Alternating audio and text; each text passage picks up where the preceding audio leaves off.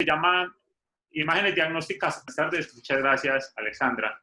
Bueno, como ya me presentaste, mi nombre es Carlos Vázquez, voy a compartir pantalla y me dices si se ve la pantalla ahí. La vemos perfecta. Podemos comenzar. Perfecto, listo. Entonces, comenzamos de una vez, pues ya, como les dijeron, soy tecnólogo en imágenes diagnósticas. Llevo una experiencia de un poco más de 20 años en resonancia magnética, trabajo como docente en el SENA, he trabajado durante 8 años con la Universidad de Antioquia de profesor con los residentes de primer año. Y bueno, para mí es un placer estar acá. Muchas gracias, Alexandra, y muchas gracias a David pues, por la invitación. Bueno, hoy lo que vamos a hablar es sobre criterios técnicos en resonancia magnética, en resonancia obstétrica. No tengo ningún conflicto de interés porque quise poner esto porque en algunas imágenes pues voy a hablar de unos equipos en especial, pero no es porque tenga algo que ver. Bueno, entonces, las imágenes postnatales tienen ciertos retos, al igual que los estudios de adultos, ¿cierto? Entonces, imagínense lo que tenemos nosotros cuando vamos a hacer una resonancia obstétrica o una resonancia fetal, ¿cierto? Entonces, aparte de los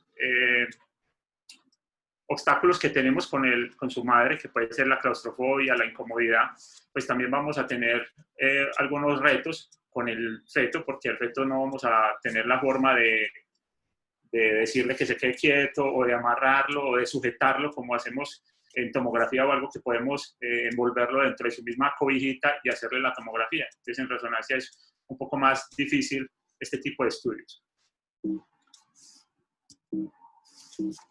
Espérame. Ok. El objetivo de la charla pues, es compartir con ustedes nuestra experiencia, dar a conocer su utilidad de la resonancia fetal, demostrar algunos avances que hay, algunos alcances que tiene la resonancia magnética fetal o gestacional y de pronto mostrar lo que queremos, ¿sí? Lo que nosotros aspiramos a poder tener en nuestros equipos. Pero entonces para hablar de esto debemos también hablar un poquitico de la historia de la resonancia fetal.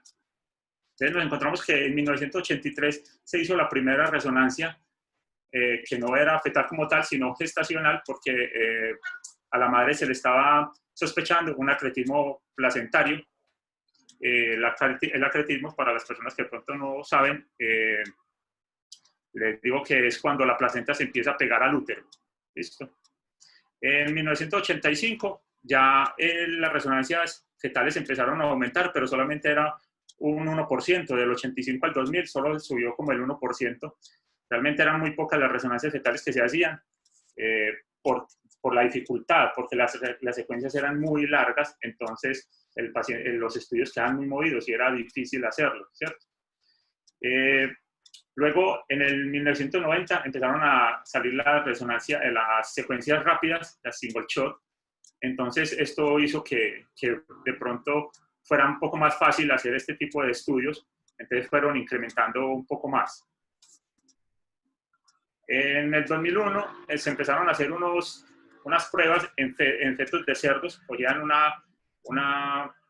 cerdo embarazada, la sedaban, la acostaban, le tomaban la temperatura, le hacían una resonancia, la sacaban y volvían a tomarle la temperatura y se dieron cuenta de que no habían cambios significativos de temperatura intraabdominal. Entonces, con esto pues, pudieron ver que se podrían ir haciendo resonancias fetales. En el 2002 se aprueban por la FDA en humanos los 3 Tesla. En el 2007 salieron unas almohadillas que eran de gel, pero eran un poco pesadas para hacer este tipo de resonancias, debido al artefacto dieléctrico que nos dan en resonancia. Entonces se le ponían unas bolsas de gel alrededor del paciente y la paciente empezaba, pues en algunos casos, molestaba mucho porque esto pesaba entre 2 a 4 kilos. Entonces no era fácil para la paciente tener esos gel amarrados en el abdomen o pegados a su abdomen. Nosotros desde ese tiempo empezamos pues, a hacer algunas pruebas y se hacían era con solución salina normal, ¿cierto? Pero después se vieron que realmente no era tanto la ventaja que teníamos para disminuir este artefacto dieléctrico. Luego, en el 2008, la Comisión Electrotécnica decía que los pacientes no deberían de recibir más de 2 vatios por kilogramo de peso. Los vatios, eso es el SAR, cuando medimos el SAR, que es el calor que le vamos a poner o le vamos a generar al paciente, se mide en vatios por kilogramo de peso. Entonces, ellos dieron una norma que una persona no debe tener más de 2 por el cuerpo entero. En el 2010 hubo un aumento de resonancias fetales, subió en Latinoamérica, subió casi el 10%, mientras que en los Estados Unidos solamente era el 3.5%. Esto como a grandes rasgos. Bueno, como introducción, este maravilloso método diagnóstico que es tan seguro, utiliza pulsos de radiofrecuencia, logrando obtener el mejor detalle anatómico y fisiopatológico de este ser que está en formación.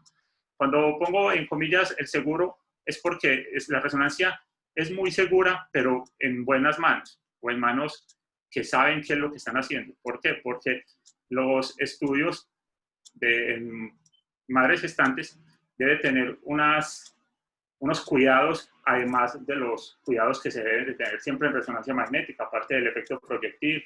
Pues también debemos de mirar la cantidad de calor que le estamos pasando al paciente, o cantidad de radiofrecuencias, mejor dicho. Entonces, en manos que no sean muy expertas no va a ser tan seguro, por eso lo dejo entre comillas. En comparación con la tomografía axial computada, la resonancia magnética fetal es más confiable, beneficiosa y tiene mayor alcance. Realmente, como no trabajamos con radiación ionizante, es mucho mejor, tenemos muy buena resolución y es un estudio que es mucho más aplicable que la tomografía. Y en algunos textos, o unos PDFs que podemos buscar, nos dicen que las asociaciones de obstetricia han visto que por desconocimiento en el riesgo fetal a la exposición a radiación, algunas mujeres han sido aconsejadas en terminar el embarazo. Entonces, por eso es importante saber un poco más de este método. Bueno, para tener en cuenta, en el poco tiempo del uso de la resonancia magnética fetal, que son casi 20 años, esta se ha ganado un puesto muy importante como ayuda diagnóstica. Mayormente en 1.5 Tesla, pero ya en 3 Tesla también ha ganado muchos adeptos. A pesar de ser un excelente método diagnóstico, debe utilizarse con precaución. No hay estudios donde hayan efectos negativos en el feto, pero tampoco dicen que pueda ser muy saludable. En algunos estudios se dicen que posiblemente podría haber daño auditivo cuando hay secuencias que tengan una potencia mayor a los 120 decibeles. Entonces eso es importante, aunque los software de hoy en día, pues muchos ya traen unos silenciadores o unas bobinas silenciadoras, que así se llaman, para minimizar este ruido de los gradientes. Pero entonces es importante también tenerlo en cuenta. Gracias a los avances, el tecnólogo en imágenes, tecnólogo médico o licenciado en imágenes deberá estar capacitado en el manejo de los parámetros, la anatomía y la física. Esto porque los equipos no vienen con estudios o protocolos para resonancia fetal, sino que nosotros normalmente lo que hacemos es que cogemos una secuencia normal de abdomen y la vamos adaptando para hacer una fetal, ¿cierto? Y ya pues grabamos el protocolo, pero no vienen de fábrica. Entonces es importante que la persona que está manejando el equipo, de acuerdo a su título, lo va a hacer de acuerdo al país en el que esté, sepa que hay algunos parámetros que hay que modificarlos para tener un buen resultado. Gracias a los avances en equipos, magnetos y software se han logrado bajar tiempos de adquisición. Cada día, pues, los equipos son mejores, ¿cierto? Entonces tenemos mejor señal ruido, tenemos mejor sensibilidad, pero también algunas veces comienzan unos artefactos nuevos o podemos ir cuadrando los artefactos que ya teníamos antes. Muchas veces se pregunta si en 1.5 o en 3 Tesla es mejor la la resonancia. Pues bueno, realmente nosotros en nuestra quehacer, en nuestro diario, más que todo hacemos las resonancias fetales en 1.5. Hay muchos estudios que avalan que se puede hacer por 3 telas. De hecho, dicen que entre 3 telas y 1.5 uno va a tener entre 1.6 a 1.9 más de señal en 3 telas que en el de 1.5. Pero también algunas veces el artefacto dieléctrico no nos va a ayudar mucho. Bueno, últimamente ya hay antenas multicanales que son cada día con muchos mayor canales. Por ejemplo, la que tenemos nosotros es de 32 canales, que es la que está inferior a nosotros, acá. Y la otra, por ejemplo, este es de Philips, pero también existen como esta de General Electric, que es una bobina que tiene entre 80 y 90 canales. Entonces, cada día con esto podemos hacer unas imágenes mucho mejor. También tenemos que tener en cuenta los tiempos de relajación T1 no son los mismos en los fetos que en los adultos. Según estudios, dicen que en abdomen y pelvis la relajación T1 en los fetos está entre un 20 y un 40% mayor. Y en músculo esquelético entre un 15 y un 22%. La madre será quien absorba la mayor cantidad de SAR. También según estos estudios, los pacientes o el feto no debe de absorber más de 1.14 watts por kilogramo de peso, lo que quiere decir que la mamá no debería de obtener más de 2 watts por kilogramo de peso.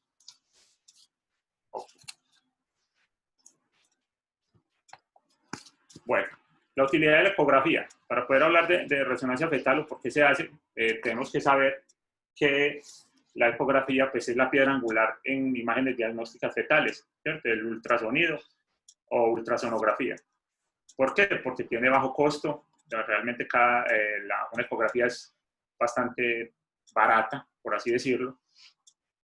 Es muy segura en el sentido de que no va a tener radiación ionizante, difícilmente el paciente va a sufrir un accidente. Es muy cómoda para la mamá porque se puede hacer semisentada, acostada, hasta de pie se podría hacer. Entonces es mucho más cómodo para la madre. La duración del examen es corto, entonces no va a haber cansancio o fatiga de la madre. La disponibilidad, como decimos aquí en Medellín, pues un ecógrafo lo encontramos en cada esquina, en cada paradero de bus hay un centro de imágenes donde hay ecografía. Y los avances tecnológicos en ecografía pues también son muy grandes. Pero aquí entonces empezamos a hablar que ya antes el bajo costo no es tanto porque entre más avanzado sea el ecógrafo, pues los costos van a aumentar un poco. Bueno, las utilidades de la ecografía es para detectar anormalidades fetales, para evaluar la edad gestacional, para satisfacer familias. Cuando decimos satisfacer familias, porque sabemos que muchas parejas quieren es ver el hijo y pues, solo le hacen ecografía porque quieren, no porque sientan algún dolor, estén sintomáticas, sino que se le hace porque ellos quieren ver el sexo, o quieren ver la carita, quieren ver el perfil. Entonces también se hace por eso, ¿cierto? Pero en la ecografía también hay unas falencias, que depende totalmente del operador. Eso es importante porque de acuerdo al operador podría haber algún error. Y la sombra acústica del calvario, que es la calcificación del cráneo, de la calota, algunas veces hace unas imágenes anecoicas o hipoicoicas que van a obstruir un poco ese haz, entonces se va a volver un poco dificultoso para el radiólogo. Y el campo visual tiene sus límites, no tiene tanto campo cuando ya el feto empieza a crecer. Otra de las falencias es el índice de masa corporal de la madre. Cuando la madre tiene mucho diámetro abdominal, entonces no es fácil para el radiólogo poder penetrar todo este tejido adiposo y poder ver bien el bebé. Ahí hay muchas falencias. La posición del feto, de acuerdo al tamaño y la posición del feto, también van a haber ciertos limitantes. Y la cantidad de líquido amniótico en pacientes que sufren de oligohidroamnios, que es cuando pues, puede haber esta patología puede ser por problemas renales del feto o por la placenta. Bueno, entonces ahora la utilidad de la resonancia magnética. El aumento de equipos y junto a la variedad de secuencias cada vez más rápidas es una gran ayuda para el ultrasonido. Cada día tenemos mejores equipos, mejores bobinas y eso nos ayuda a que hagamos mejores estudios. Nosotros normalmente, por regla general, lo hacemos la resonancia de la semana 20. En la gran mayoría de sitios, si uno se pone a leer, se da cuenta que lo hacen a partir de la semana 18, las resonancias fetales. No es que, digamos, que esté bien hacerlo a la 18, o esté mal, o esté bien o mal hacerlo a la semana 20, sino que es manera de trabajar, ¿cierto? Nosotros lo hacemos en la semana 20, pero en la mayoría de casos se hace en la semana 18.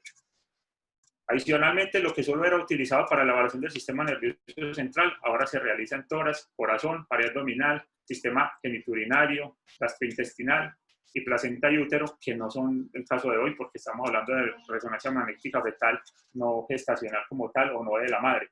Pero ya primero se utilizaba solamente la resonancia para cráneo, ya podemos evaluar cualquier parte del cuerpo y eso es muy importante en resonancia magnética. Su principal uso de la resonancia magnética fetal es aclarar, confirmar o extender diagnóstico de la ecografía. Algunas veces la ecografía se queda un poco corta, entonces tratamos de mejorar ese diagnóstico.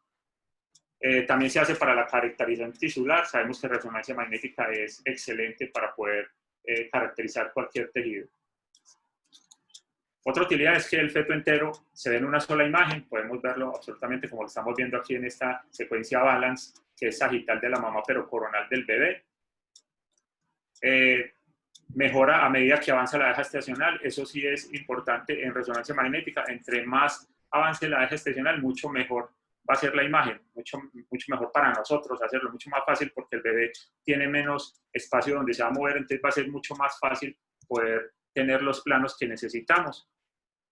El futuro en resonancia magnética es el poder hacer DTI, espectroscopía funcional, todo a un paciente en caso de que lo necesitemos o si se requiera. También poder hacer prequirúrgica in útero, esos son avances en los que puede ganar resonancia magnética.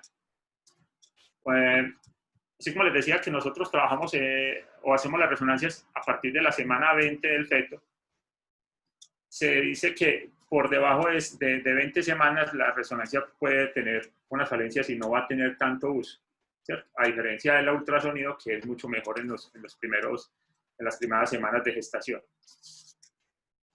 Algo acá que dice para no olvidar, es para que nos quede muy claro. No, la ecografía gestacional es el método de elegir como primera opción, o sea, no estamos diciendo que resonancia magnética va a desplazar ecografía, ¿no? ¿Cierto? Esos son coayudantes. La ecografía siempre precede la resonancia magnética gestacional. Normalmente va a tener una ecografía del paciente y luego se le va a hacer la resonancia. A mayor edad gestacional, menos toleran las madres la posición, pero menos los problemas de movimiento. Entonces, esto es un dilema en el que nos ponemos en resonancia magnética. Entre mayor o más semanas tenga la madre, va a ser mucho mejor para nosotros porque el bebé se va a mover menos, vamos a tener mejor resolución, va a ser mucho más fácil hacer el estudio. Pero las madres van a sentir más peso, entonces va a ser un poco más difícil que se aguanten toda la resonancia. Entonces eso es algo que hay que compensar. Podría decirse que para sustancia blanca no está indicada la resonancia magnética. O sea, un paciente que le estén sospechando enfermedad de sustancia blanca, pues no está para eso la resonancia magnética fetal. Bueno, las indicaciones más frecuentes es cerebro. Hay muchas patologías, la ventricolomegalia, falla asociada al sistema ventricular, el holoprosencefalia, agenesia del cuerpo calloso, que es una de las más conocidas, algún problema en columna, vamos a ver la tabla, tejidos blandos del cuello, vemos la tabla de posibles patologías en columna, y acá vemos más o menos los porcentajes de patologías o de anatomías que se evalúan en resonancia.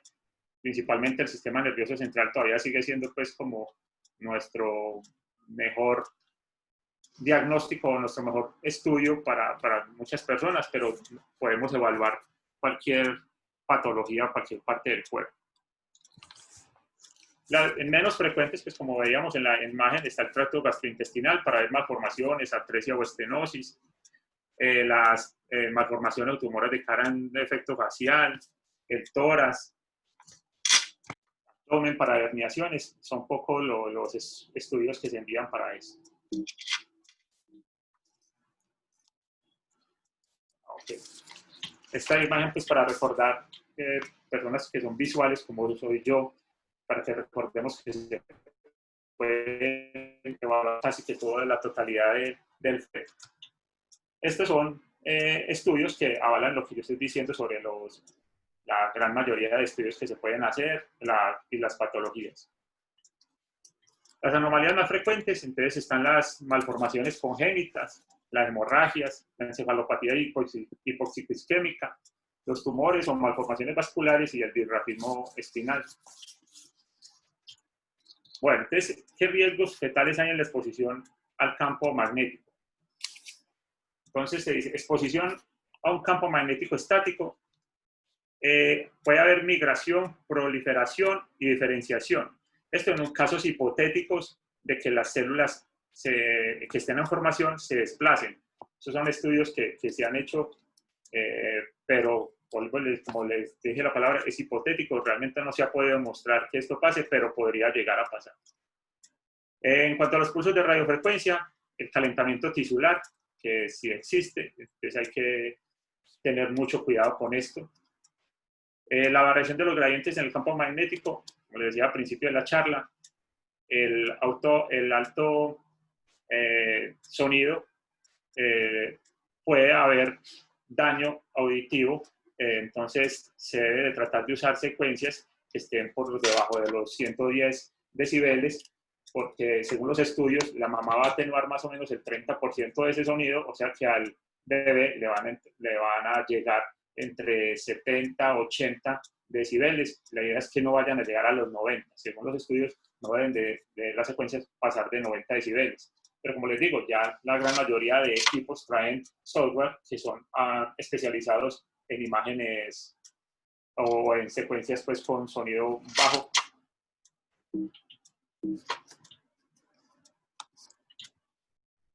Bueno, este estudio, que lo vemos acá un poco, diríamos que está viejo, bueno, que son imágenes, son estudios que hicieron en el 2001, en el 93, ahorita les digo por qué traje estas filminas. Entonces, en esta filmina, el doctor Kenny decía que no habían todavía efectos, hasta ahora sin efectos realmente en niños, que no había clara evidencia, pero tampoco había clara evidencia que fuera tan seguro en hacer este tipo de resonancias. Se trató de investigar sobre el efecto microondas, o sea, qué tanto calor estaba recibiendo el bebé. Según ellos, en el 1.5 no había ningún problema. En ese tiempo decían que el 3 Tesla sí podría tener ciertos riesgos, pero se ha demostrado ya en estudios posteriores que no es tanto si tenemos, pues, ciertas precauciones, ¿cierto? Si podemos reducir algo que ahorita vamos a mirar más adelante. Malformaciones, estudios que hayan hecho malformaciones en animales, malformaciones congénitas por resonancia, no se demostró. O alteraciones de la fertilidad, edad gestacional o peso al nacer en humanos en 1.5 Tesla tampoco se pudieron demostrar. Esto, por eso les decía que quería mostrar ese trabajo que fue hace tanto tiempo.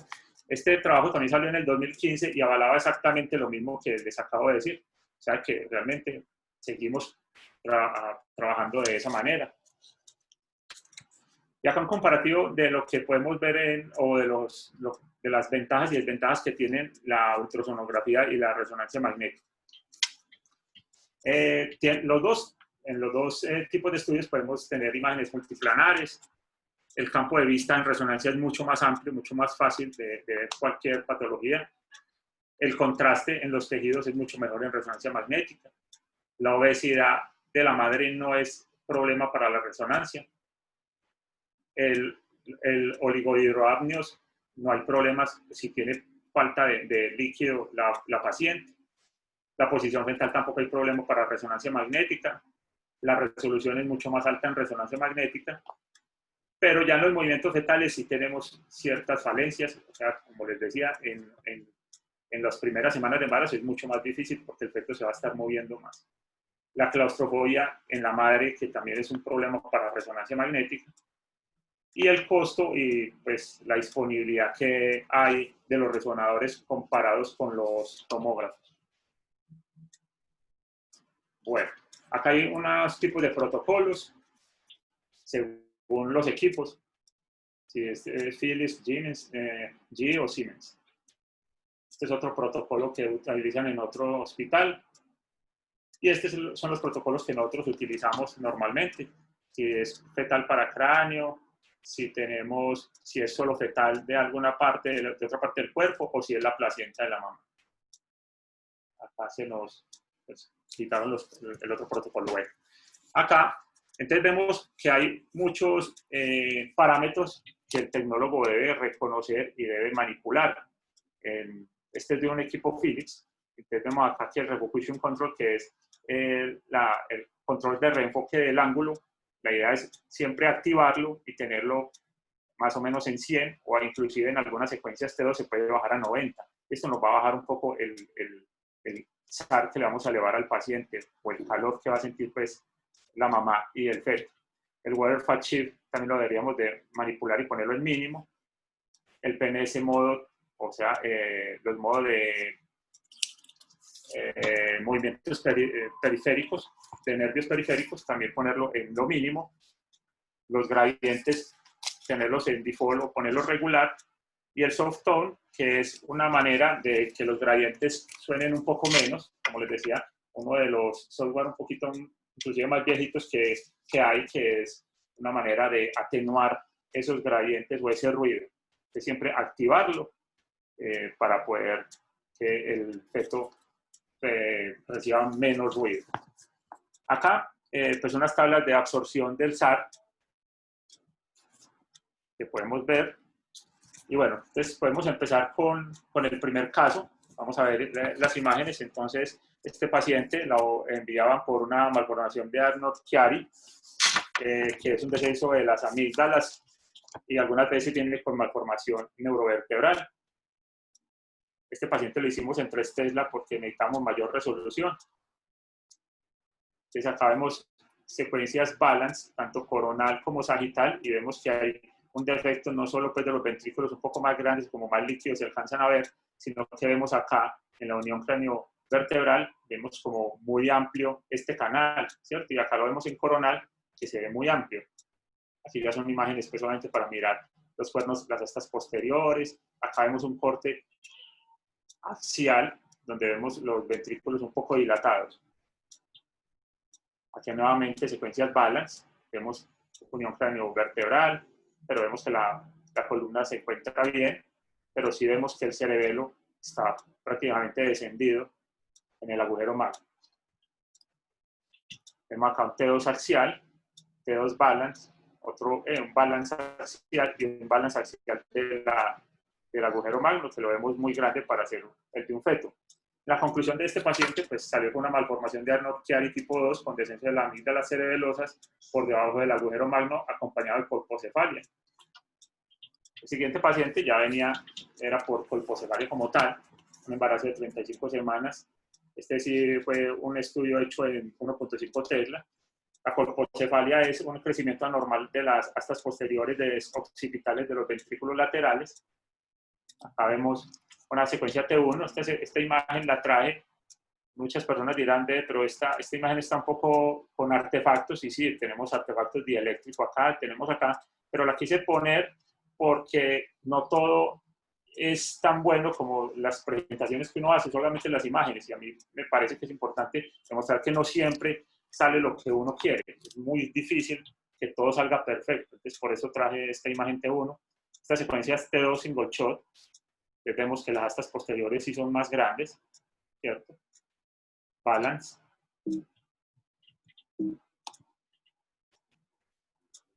Balance axial. Vemos los cuernos posteriores como están dilatados. Sagital y coronal, ¿cierto? Vemos que Aquí anterior, en la imagen anterior no se ve tan dilatados los ventrículos laterales, pero en la parte posterior, más que todo el ventrículo lateral izquierdo, sí se ve muy dilatado. La conclusión de este paciente fue discinesia de cuerpo calloso asociado con colpocefalia y pérdida de volumen de la sustancia blanca periventricular, predominante hacia el lado derecho. El siguiente paciente era por una teratoma sacrococcigio, que es un tumor germinal estragonal muy frecuente en la infancia. Es el más frecuente de los tumores pélvicos en la infancia. Acá vemos corteza balance axial, sagital, perdón, acá un coronal, y acá, si lo vemos todo, vemos que aquí abajo hay algo que llama la atención, es muy grande. Acá en esta secuencia balance sagital del bebé, lo vemos nuevamente, la pelvis, el fémur, y vemos que ahí hay algo como si él estuviera sentado en algo, ¿cierto? Y acá lo vemos hipointenso en T1, sagital T1. Acá lo vemos mapa ABC, la difusión, vemos que hay algo que no es normal en este paciente. Acá vemos el video, T2 y balance, vemos que hay una masa muy grande, pélvica, acá nuevamente, los riñones, la columna, la pelvis, y aquí vemos algo muy grande. Vemos una secuencia de uroresonancia del bebé, y vemos algo aquí abajo que se confunde pues también con la vejiga de la madre.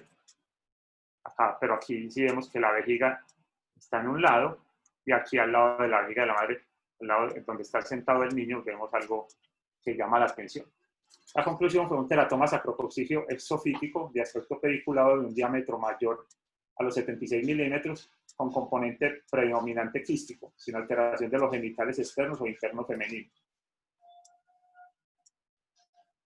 En el caso 4, tenemos una paciente que había sido picada por el zancudo y le pegó el virus del Zika, que frecuentemente este virus lo que hacen las mamás es que puede provocar parálisis como Guillain-Barré en la madre, pero en los fetos normalmente o en los bebés hace efectos congénitos. Para el Zika sabemos que no hay tratamiento, que no hay vacuna, no hay nada, solamente a las pacientes se les envía droga para el dolor. Aquí estamos viendo secuencias de difusión, mapa DC, balance coronal, balance sagital.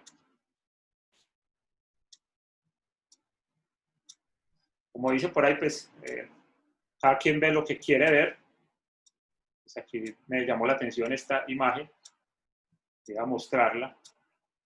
La conclusión en este paciente fue una ligera disminución del volumen cerebral sin signos claros de microcefalia, hipoplasia de cuerpo calloso asociada con colpocefalia. En este gestante tardía con cesárea anterior, obesidad, pielectasia renal, sospecha de acretismo placentario. A esta paciente se le estaba sospechando acretismo placentario, pues que estaba la placenta pegándose al miometrio, y se le mandó resonancia exactamente por esto, porque era muy obesa. Entonces, por eso le mandaron resonancia, porque con la ecografía no pudieron evaluarla. Entonces, aquí empezamos a evaluar bien la placenta, veíamos de todas maneras también el bebé, pero este caso pues se sale un poco de lo que es la charla de resonancia fetal, pero era para mostrarles pues que también la podemos evaluar muy bien, con secuencias balance, secuencias T2, T2 SPIR, como se ve muy bien la placenta, balance de la mamá, coronal del bebé, aquí está el bebé, el cráneo axial, y aquí vemos toda la placenta, otro balance, ¿cierto? En este caso, pues salió feto único longitudinal podálico sin malformaciones congénitas evidentes, con una buena placenta, afortunadamente, pues para la madre. Este caso que sí es muy interesante, me parece, bueno, todos los casos son interesantes, pero este me pareció muy bonito. Paciente de 42 años de edad, multípara, con embarazo actual general, monocorial y monoamniótico. Quiere decir que los bebés se están alimentando de la misma placenta y están en el mismo saco de líquido amniótico. Entonces acá vemos dos videos coronales de la mamá, tanto T2 a la izquierda nuestra como el balance a la derecha nuestra, y vemos que hay dos dos fetos o dos bebés dentro de este abdomen. Estas fueron las primeras imágenes que nosotros hacemos normalmente. Hacemos T2 balance en los tres planos como para ubicarnos dónde están la anatomía que vamos a evaluar, y ya después empezamos a ubicarnos ahora sí en los bebés. Entonces vemos aquí un T2 que es sagital de los bebés, vemos acá que los dos están como mirándose, abrazados. Acá no nos llama nada la atención, pues que tiene una pierna encima de la otra del otro bebé, pero acá sí ya se ve que hay algo que no está bien. En el corte axial T2 vemos nuevamente columna, columna, pulmones, pero vemos que por acá se ve el hígado muy pasando de un lado a otro. Aquí hacemos ya un zoom, una secuencia de un poco mayor resolución, y vemos que están compartiendo hígado. Acá vemos un video balance axial y balance coronal de los bebés. Entonces acá podemos ver que se ve bien, pero aquí algo se pega, algo se está pegando y vuelve y se separan nuevamente. Nuevamente secuencia balance axial, T1 sagital, miremos acá el hígado, ¿cierto? Acá le hicimos secuencias de venorresonancia simple con secuencia PC o contraste de fase.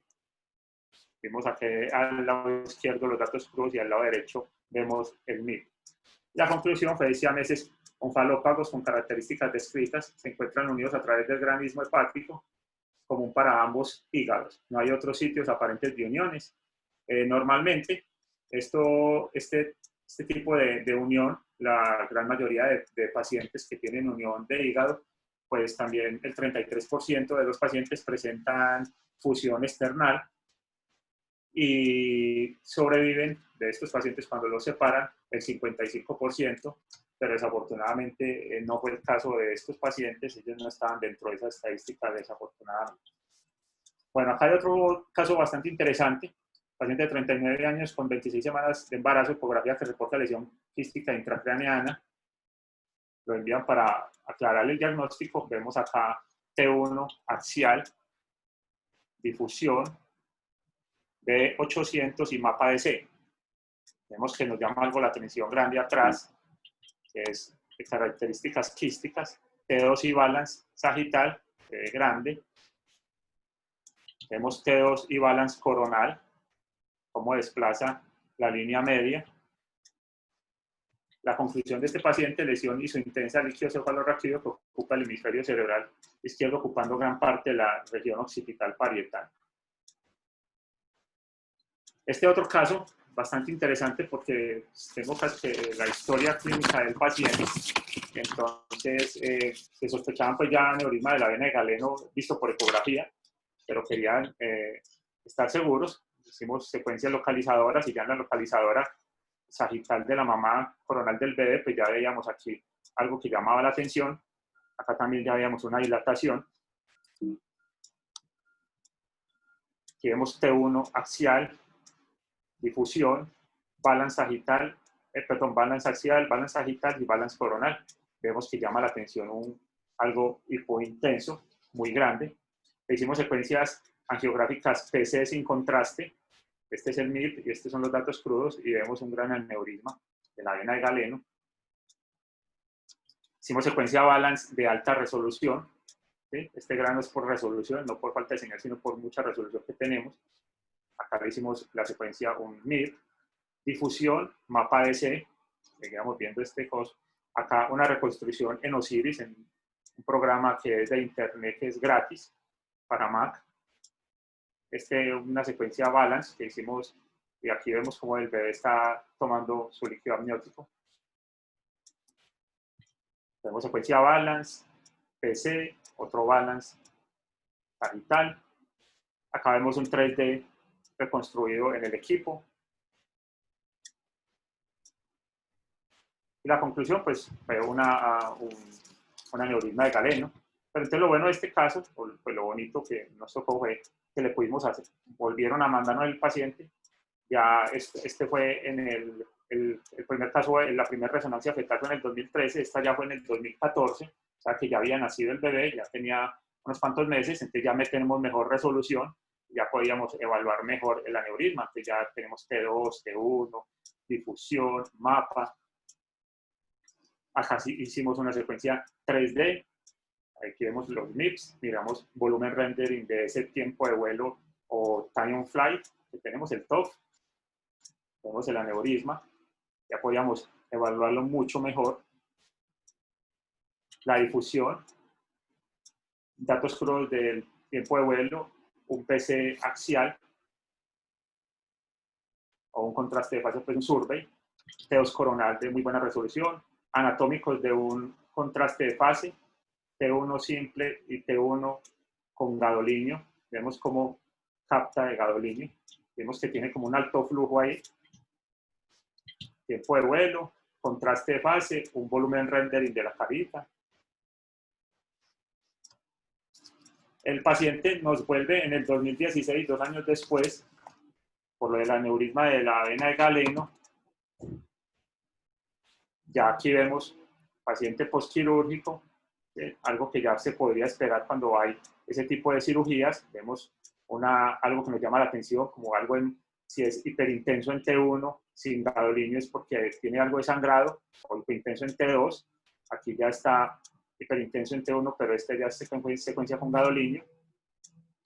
T2 coronal, contraste de fase, pero vemos bien que está bien el aneurisma que teníamos. Se ve muy bien el seno longitudinal. Tiempo de vuelo, vemos que mejoró mucho el aneurisma. Entonces, la conclusión fue el hematoma subdural en estadio subagudo temprano del lado derecho, con efecto de masa significativo como fue descrito. ¿Sí? Eso fue entonces ya en el 2014. En el 2016 vuelve el paciente, le hacemos resonancia, ya vemos nuevamente la cicatriz de la cirugía, ha mejorado mucho. Vemos que ya no se ve, tiene un poquito de flujo ahí por la cirugía, pero vemos que ya no hay aneurisma. Tiempo de vuelo y contraste de fase, ya en septiembre del 2016. Bueno, y ya vemos que mejoró mucho también de su hematoma. Entonces, por eso era un caso bastante interesante. Y este otro caso que tenemos, realmente fue algo que hicimos como por probar. Queríamos replicar una técnica de resonancia funcional en un feto y observar si habían redes neuronales. Estas son las redes neuronales que hay normalmente en un cerebro de un adulto, ¿cierto? Entonces, quisimos ver si en el feto también se podían hallar estas redes neuronales. Entonces, esto fue lo que obtuvimos cuando le hicimos una secuencia funcional.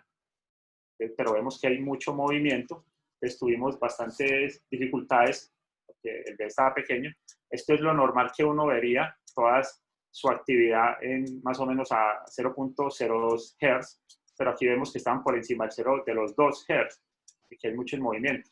Realmente no se pudo demostrar, no pudimos encontrar cómo se describen en la literatura los tractos, pero como dice el ingeniero Julián Pineda, que trabaja para nosotros en Sura, sin embargo fue un desafío y se pudo aplicar en técnicas de segmentación del cerebro y del feto exitosamente. O sea, pudimos segmentar el cerebro, pero no pudimos mostrar pues esas conexiones.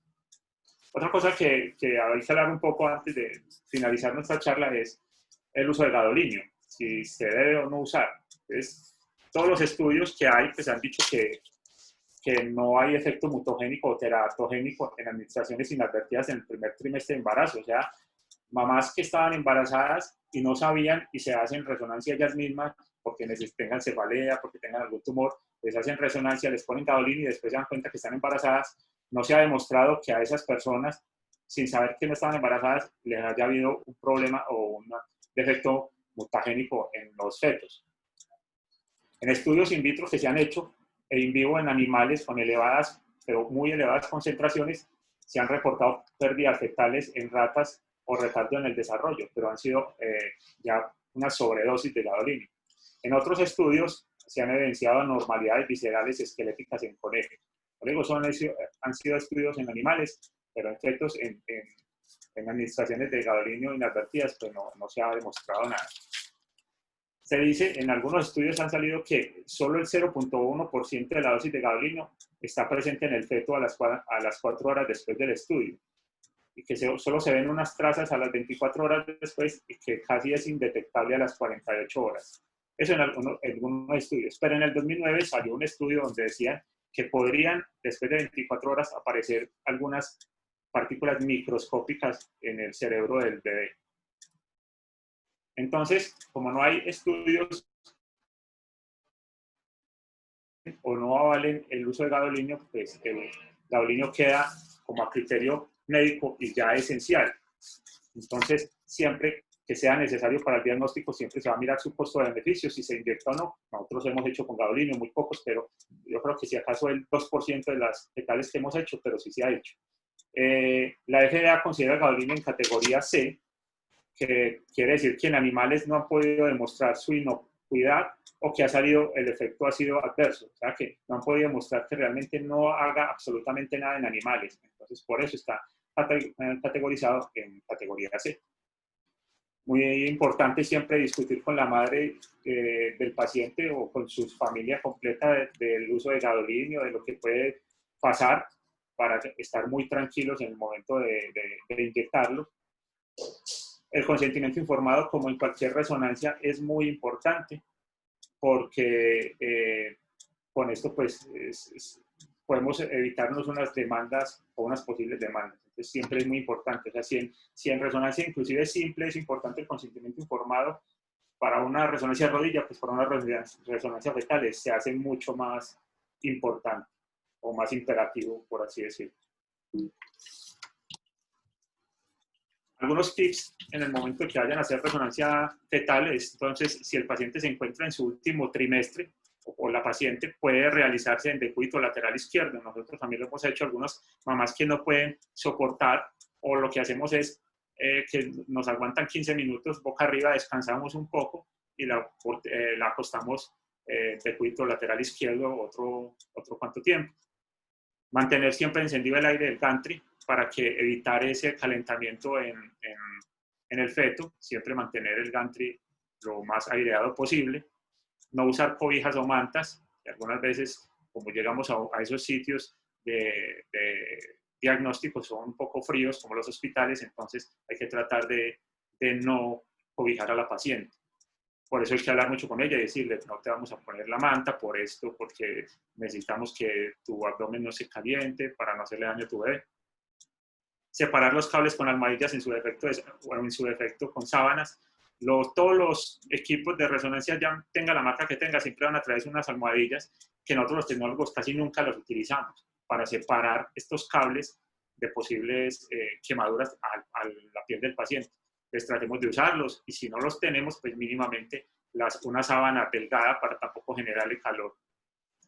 Revisar en cada secuencia el SAR, siempre mirar el SAR qué tan alto está, que siempre vamos a manipular el Revocation Control, el PMS, el modo de gradientes y el softone, que son como de las cosas más sencillas que hay para manipular y poder bajar un poco ese SAR a la secuencia y bajar también un poco ese ruido a los gradientes.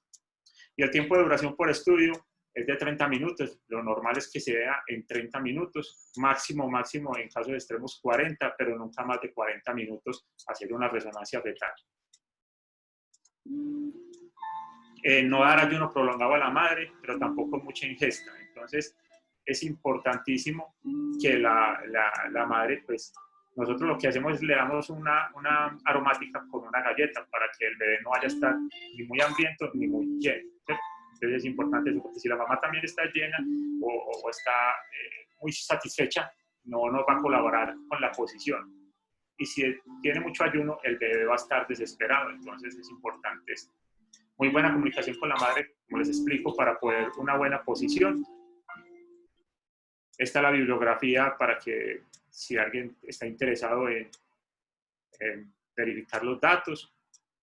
Y agradezco pues al doctor Jorge Vélez, al profesor licenciado David Fonseca, a todos mis compañeros de Sura y a Fuimagen pues por la presentación. Y una cosita, bueno, hasta pronto, espero les haya gustado la charla.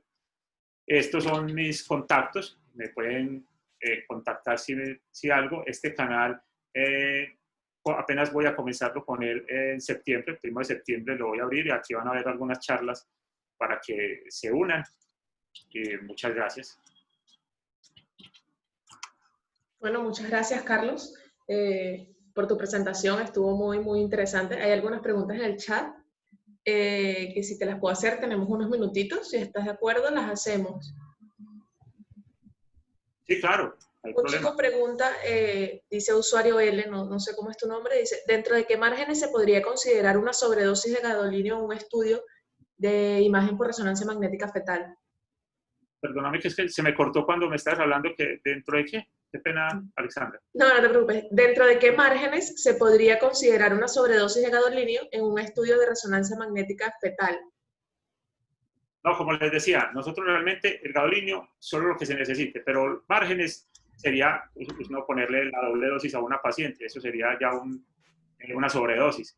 En esos casos, cuando el gadolinio es tan necesario, nosotros lo que hacemos es ponerle la mitad de la dosis que le toca al paciente. Entonces, de acuerdo al gadolinio o al medicamento que tienen, porque es de acuerdo a la marca, algunos son de 2 centímetros por kilogramo de peso o 2 milimoles por kilogramo de peso, entonces si fueran 2 le pondríamos 1, pero si es 1 le ponemos 0.5.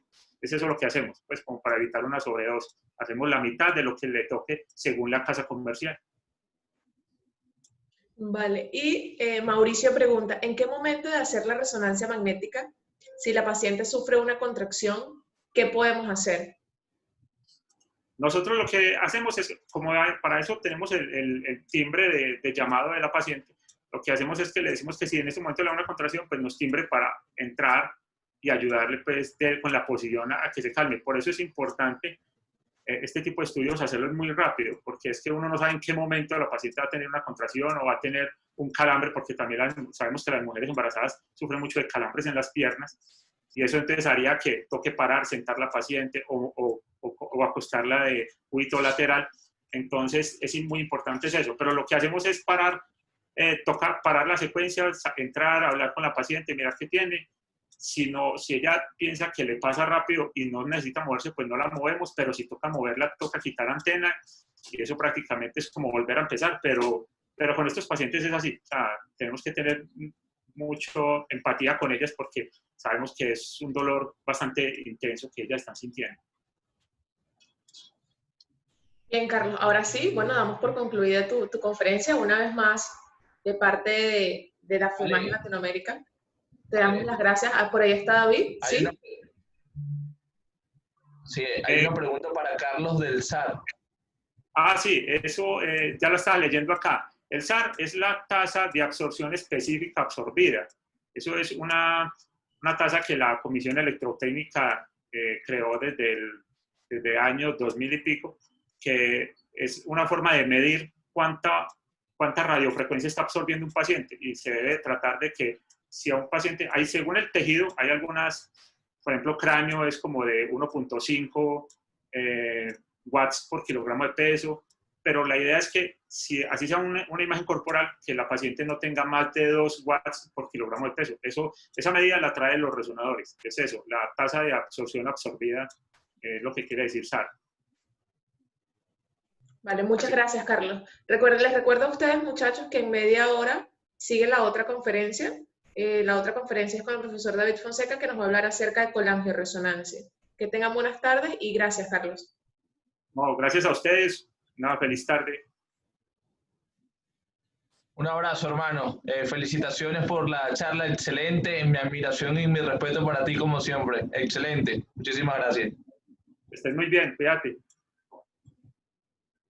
Un abrazo. Igual.